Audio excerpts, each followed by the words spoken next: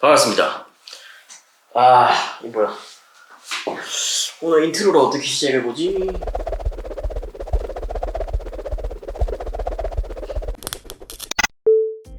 자, 지난 영상에서 CS 글로벌 파트너스에서 발표한 평가 보고서를 저희가 같이 살펴봤는데 이 나라는 이게 잘 돼 있구나, 이 나라는 이런 점이 좋구나, 이런 것들 국제적으로 평가된 거를 봤어요. 근데 우리가 생각해봐야 될 현실적인 문제들 오늘 얘기해보겠습니다. 이민을 생각하실 때는 진짜 여러 가지 방면으로 알아보고 고민해보고 결정을 해야 될 문제 같아요. 그 나라의 이런 평가도 보고 그 나라의 사상, 정서, 분위기는 어떤가, 이런 것들도 한번 생각해보고 그 다음에 나에 대해서도 잘 고찰을 해봐야 되는 것 같아요.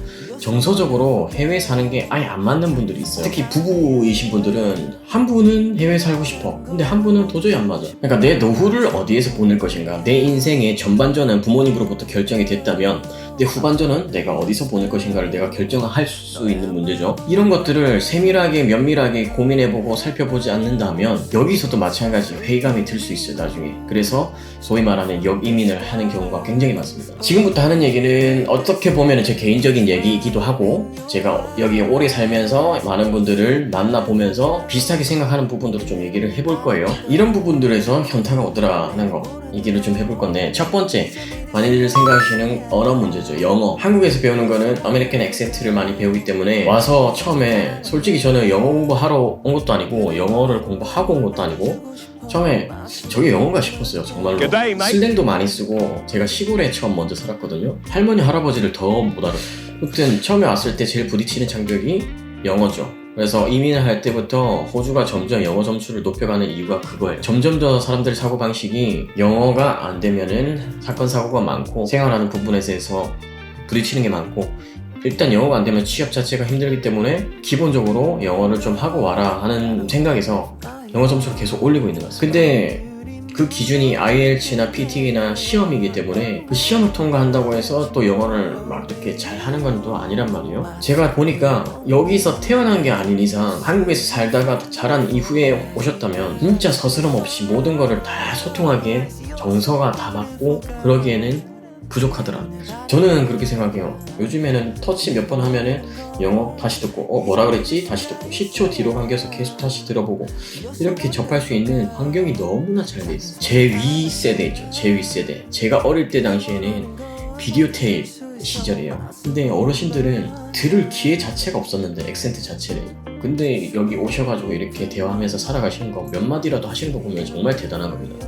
아무튼 대부분이 오시면은 언어의 장벽이 있어요. 그러면 1차적으로 답답하죠. 이게 처음에는, 이게 여행이나 워킹을 오셨으면은 좀 답답하게 덜 할 수 있어요. 근데 내가 공부를 해야 된다, 그리고 여기 이제 이민을 오셔가지고 아예 삶의 터전이 돼버리면은 헤쳐나가야 될 문제들이 있잖아요. 부동산 문제라든지 비즈니스 문제라든지 자질구레한 자동차 등록하는 문제, 공문서 처리하는 것들, 이런 것들을 해결하다 보면은 현타가 첫 번째로 온다는 거예요. 그러니까 영어가 안 되면은 일단은 그런 기본적인 일처리부터 답답하고, 법 자체도 모르고 시스템도 모르고. 근데 여기 사람들이 동양인을 존중하는 그런 것도 아니야. 이거 좀 이따 얘기할 건데, 영어 못하는 동양인, 그 다음에 사람은 소셜하는 동물인데 소셜이 안 되잖아요.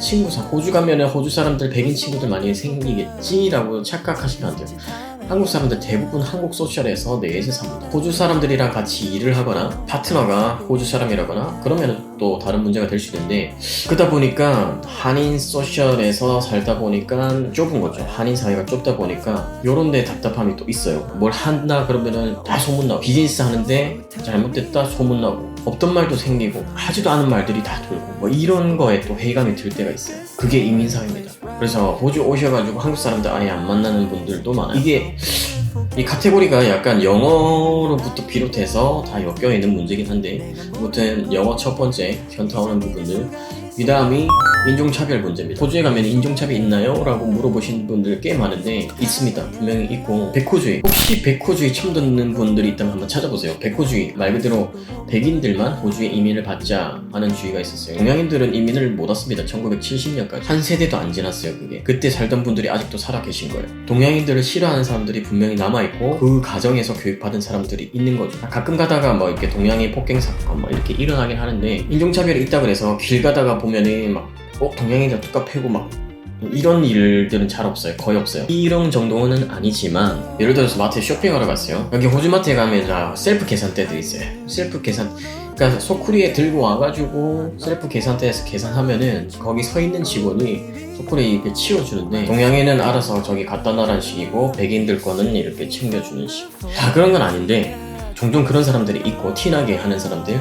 근데 이게 진짜 피곤한 게, 나중에 막 그런 거를 오랫동안 겪다 보면은 그렇게 한 거 아니고 그냥 우연찮게 나한테만 안 해준 건데 이거 인종차별인가 라고 생각하게 돼요. 이런 생각하는 것 자체가 짜증나요, 나중에. 그래서 그런 스트레스를 감수하셔야 된다. 이민을 오면은 확실히 이방인이에요, 여기서는.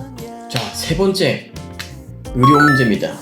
한국 같은 경우는 스페셜리스트, 배가 아파 내과 가고 피부과 가고 정형외과, 치과 이렇게 바로바로 이렇게 갈 수 있어요. 호주에서는 일단 GP를 만나고 그 다음에 스페셜리스트를 만날 수 있어요. 영주권자가 아니라면은 비용이 어마어마하고요. 그리고 한국처럼 응급실이 아니에요. 제가 예전에 턱뼈가 부러진 친구를 데리고 병원에 간 적이 있어요. 응급실에 턱뼈가 부러지고 막 이렇게 부어있는데 3시간 동안 아무도 안 오고, 진짜 3시간 동안 그 앞에서 기다리고 있는데 손가락 2개가 잘려가지고 봉지에 이렇게 들고 친구랑 웃으면서 막 이렇게 들어오더라고. 그래서 그래, 우리는 좀 기다려야 될 것 같다. 정말 생명이 위독한가 아니면은 거들떠도 안 보더라고요. 확실히 대한민국의 의료 시스템은 좋습니다. 그 다음에는 음식.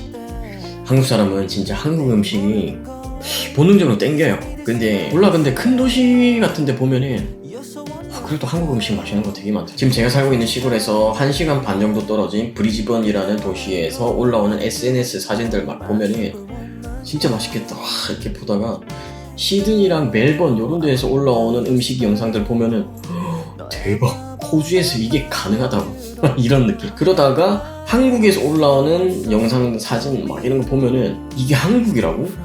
제가 한국을 못 간 지 지금 6년 다 됐거든요.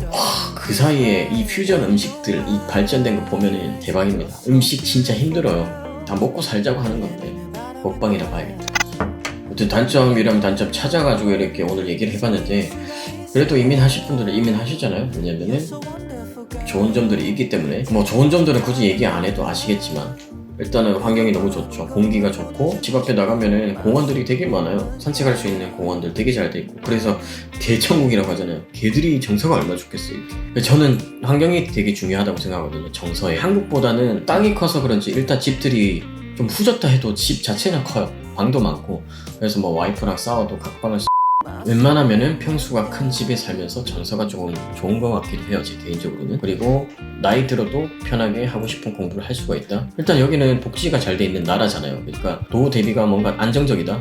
그래서 좀 더 여유가 있어. 내가 하고 싶은 공부가 있다면은 나이 들어서 하는 분들도 꽤 많아. 이런 부분들을 저울질 보다 보면은 당연히 이민하면 좋은 부분들이 많은 것 같아. 근데 중요한 거는 과정이잖아요. 최소 3년에서 10년까지도 걸리는데, 3년은 걸리는 분 잘 없어요. 보통 5년에서 10년 사이 이렇게 걸리는데 내 젊은 시절을 갖다 바칠만한 건가? 그래서 제가 누누이 얘기하지만 한국에서 잘 살 수 있다? 굳이 이민 안 하셔도 돼요. 거기서 빌드업 잘 하셔서 인생 잘 사시면 되는 거고. 근데 한국에서 아무리 발버둥 쳐도 안 될 것 같다. 그럼 여기서 한번 발버둥 쳐보는 것도 괜찮은 것 같아요. 결정은 본인만 할 수 있는 것 같아요. 자, 국제적인 평가가 이래. 호주가 이런 나라예요. 사람들이 얘기하는 호주의 단점이 이런 거구나. 다 비슷비슷해. 장점이 이런 거구나. 내가 여기 가면 이렇게 살 수 있겠구나. 근데 내가 이 나라랑 맞겠는가?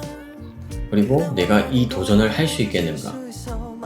투자할 만한 가치가 내 인생에서 있을까? 여기서는 인터넷 아무리 찾아봐도 답이 안 나와요. 그래서 잘 고민해 보시고 좋은 결정하시기 바라고, 또 이 영상을 보시는 분들 중에 고민되는 게 있으면 나누시면 좋을 것 같고, 제 채널을 보시는 분들 중에 이민하시는 분들 굉장히 많죠. 그러니까 제가 담지 못한 이야기들 댓글로 많이 담아주셨으면 좋겠고, 제 댓글은 항상 이렇게 소통의 장이 됐으면 좋겠습니다. 제 얘기는 여기까지 하겠습니다. 나머지 여러분들 얘기를 댓글창에 부탁드리겠습니다.